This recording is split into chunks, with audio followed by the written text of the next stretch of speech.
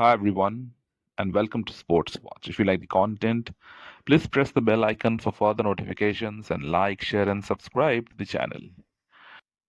Pakistan were significantly crushed by India in their first encounter at the Asia Cup.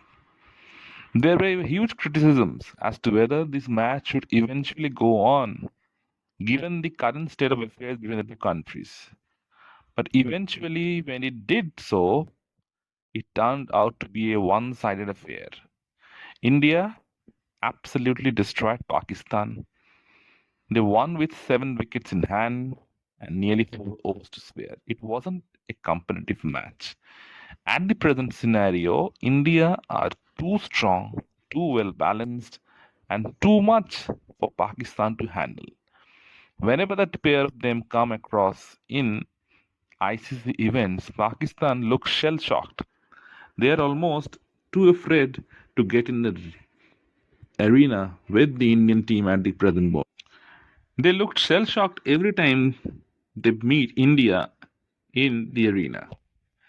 When Aga Salman won the toss and decided to bat, Saim Ayub, their well recognized opener and who is touted as the next big thing in Pakistani cricket, was dismissed on the very second ball to Hardik Pandya.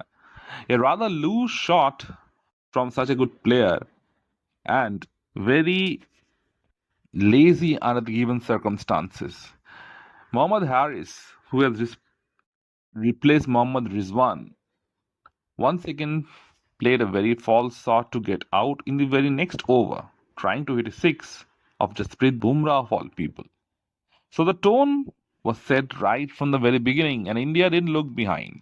Even though Fakhar Zaman and Shahibzada Farhan put on a partnership and were trying to get Pakistan back into the game, it all fell apart when the Indian spinners came into the forefront. Now, it's not a secret that Pakistanis don't play spin well. Their struggles against spin have been very well documented. And India had four good spinners in their lineup. And even though Varun Chakravarti didn't pick up any wicket, Akshar Patel and Kuldeep Yadav made up for it. Kuldeep has been a mystery to Pakistan ever since he started playing cricket against them.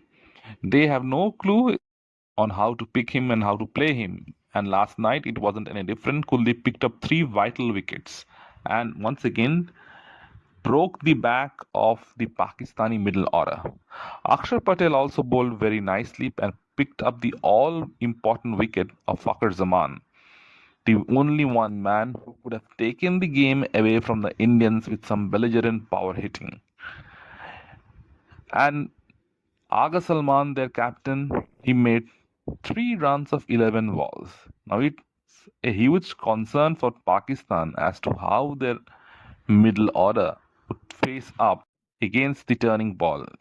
And to be very frank, they were extremely poor. To play 63 dot balls in a 20-over game is unacceptable by any standard. And Pakistan would have collapsed to even lower heights had not Shaheen came in the very end and hit a couple of sixes. His 33 of 16 balls propelled the innings to 127. But that was never going to be enough against this Indian batting lineup, which is extremely dangerous and which is extremely well balanced. Abhishek Sharma, the new sensation for Team India, set the tone right at the beginning when he danced down the track of Shaheen Shah with his first ball and smashed him for a boundary. This was a show of intent. The very next ball, when Shaheen decided to pitch the ball up, he smashed it over extra cover for a six. New India, exciting India, aggressive India, not to be bowed down, not to be bothered by whoever is bowling in front of them. And this was a huge blow for Pakistan. They have lacked aggression, they have lacked Shaheen picking up wickets in the front. Earlier it used to be Shaheen Shah Afridi bowling with the new ball, getting them the all important breakthrough. Ever since India has cracked that code and beating him into the very first 2 balls of his spell, he has looked lost. And Shaheen is not even fully fit because his pace is down. So Abhishek Sharma and Shubman Gill got the innings off to a flyer. When you are not chasing that many runs for victory, and if you're conceding more than 10 runs per over, it's never going to be a good thing for the opposition. Even though Shubman Gill was dismissed rather early by Saim Ayub, the skipper Suryakumar Yadav, who has had a dismal record against Pakistan, came into the crease to settle the matter.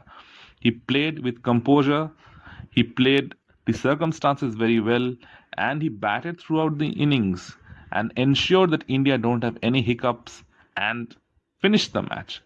He was ably supported by Tilak Verma and in the end by Shivam Dube. Abhishek Sharma's blitz at the beginning paved the way for the Indian fight back. Now, it was a comprehensive victory for Team India, but the highlight at the end was the no handshake between the two teams. After Surya smashed Sufyan Muqim's ball to the stands, he, along with Shivam Dube, walked right out of the ground, much to the chagrin of the Pakistani players, who were left stranded in the middle, not knowing what to do. Now, the Pakistani media and the journalists and a distinctive part of their populations are crying desperately, saying that it's a breach of the sportsman's spirit. But who can blame Surya Kumar Yadav? Under the given circumstances, after all that has happened between the two nations, it would have been rather odd to see them smile and shake hands with each other. Yes, sports and politics don't go hand in hand, but not every state is a sponsor of terror like Pakistan. That too has to be taken into consideration. And in the press conference, Surya said it quite clearly. In the post match press conference, Surya articulated clearly the reason behind them not shaking hands. It was a policy well coordinated between the BCCI and the Indian government that under the prevailing circumstances, they were in no mood to do handshakes and exchange pleasantries. This has gone down rather sourly with their Pakistani counterparts. But not everything is good in life, and you have to get used to it. It was thoroughly one sided victory for Team India, extremely dominant, and they would love to carry on this trend for the rest of the tournament. The team looks extremely well balanced and full of confidence, and they're on a mission. The ultimate goal is obviously World Cup, but the T20 platform in the Asia Cup, it looks as a good practice match for the big prize at the end. Let me know in the comment section what you feel. And if you like the content, please like, share, and subscribe to the channel.